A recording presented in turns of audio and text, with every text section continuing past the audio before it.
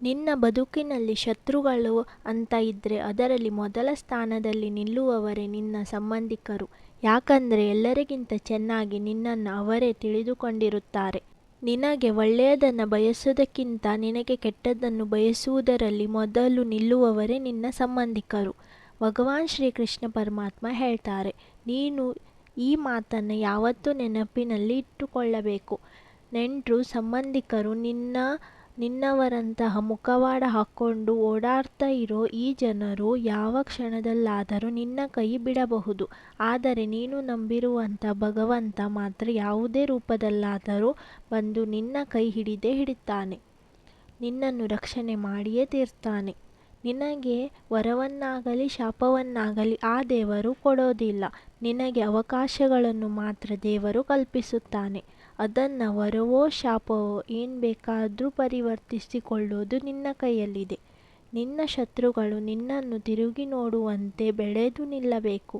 ನೀನು ಮಾಡುವ ಕರ್ಮದ ಮೇಲೆ, ನಿನ್ನ ಕರ್ತವ್ಯದ ಮೇಲೆ ನಂಬಿಕೆ ಇಡು.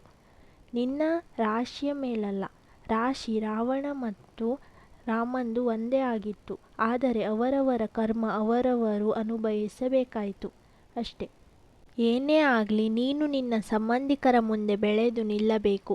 ನಿಂದಿಸುವವರು ನಿಂದಿಸಲಿ, ನೋಯಿಸುವವರು ನೋಯಿಸಲಿ, ಶಾಪ ಹಾಕ್ತಾ ಇದ್ದಾರಾ ಹಾಕಲಿ, ಮನಸ್ಸಿಗೆ ಬಂದಂತೆ ಕೂಗಾಡಲಿ. ನೀನು ಮಾತ್ರ ಯಾವುದನ್ನು ತಲೆಕೆಡಿಸಿಕೊಳ್ಳದೆ ನಿನ್ನ ಪಾಲಿಗೆ ನೀನು ಇರು. ಅವರ ಕರ್ಮದ ಫಲ ಅವರು ಅನುಭವಿಸುತ್ತಾರೆ. ನೀನು ಜೀವನದಲ್ಲಿ ಹಗೆ ಸಾಧಿಸಲು ನಿನ್ನ ಜೀವನ ವ್ಯರ್ಥ ಮಾಡಬೇಡ.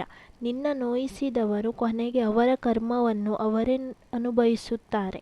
ಜೀವನದಲ್ಲಿ ನಿನ್ನ ಜೊತೆ ಯಾರು ಇರುತ್ತಾರೆಯೋ ಇಲ್ಲವೋ ಗೊತ್ತಿಲ್ಲ. ಆದರೆ ನೀನು ಮಾಡಿದ ಪಾಪ ಪುಣ್ಯ ಕರ್ಮ ನಿನ್ನನ್ನು ಹಿಂಬಾಲಿಸದೆ ಬಿಡುವುದಿಲ್ಲ. ಅನೇಕರು ತಮ್ಮ ಸ್ವಭಾವದಿಂದಲೇ ನರಕದ ಹಾದಿಯನ್ನು ಹಿಡಿಯುತ್ತಾರೆ. ಯಾವಾಗ ನೀನು ನಿನ್ನ ಸ್ವಭಾವ ಮತ್ತು ನಡವಳಿಕೆಯನ್ನು ಪರಿವರ್ತನೆ ಮಾಡಿಕೊಳ್ಳುತ್ತೀಯೋ ಆಗಲೇ ನಿನ್ನ ಸ್ವರ್ಗದ ಬಾಗಿಲು ತೆರೆಯೋದು. ಜೀವನವೆಂಬ ಸುಂದರ ಉಡುಗೊರೆ ವ್ಯರ್ಥ ಮಾಡಬೇಡ. ಬದುಕಿನಲ್ಲಿ ಏನೂ ಸರಿಯಿಲ್ಲ ಅಂತ ನಿನಗೆ ಅನ್ನಿಸಿದ್ರೆ ಒಮ್ಮೆ ಯೋಚಿಸಿ ನೋಡು. ನೀನಿನ್ನು ಬದುಕಿದ್ದೀಯ. ಎಲ್ಲವನ್ನ ನಿನ್ನ ತಲೆಯಿಂದ ತೆಗೆದು ಹಾಕಿ ಬಿಡು. ನಿನ್ನ ಕತೆ ಇಷ್ಟೇ ಅಂದೋರು ಸಹ ನಿನ್ನ ಮುಂದೆ ತಲೆ ತಗ್ಗಿಸಿ ನಿಲ್ಲುವಂತೆ ಮಾಡುವ ತಾಕತ್ತು ನಿನ್ನಲ್ಲಿದೆ. ಈ ಮನುಷ್ಯ ಬೈದ್ರೂ ಬುದ್ಧಿ ಕಲಿಯಲ್ಲ, ಹೊಡೆದ್ರೂ ಬುದ್ಧಿ ಕಲಿಯಲ್ಲ, ಅತ್ತಿ ಹೇಳಿದ್ರೂ ಬುದ್ಧಿ ಕಲಿಯಲ್ಲ, ಉದಾಹರಣೆ ತೋರಿಸಿದ್ರೂ ಬುದ್ಧಿ ಕಲಿಯಲ್ಲ.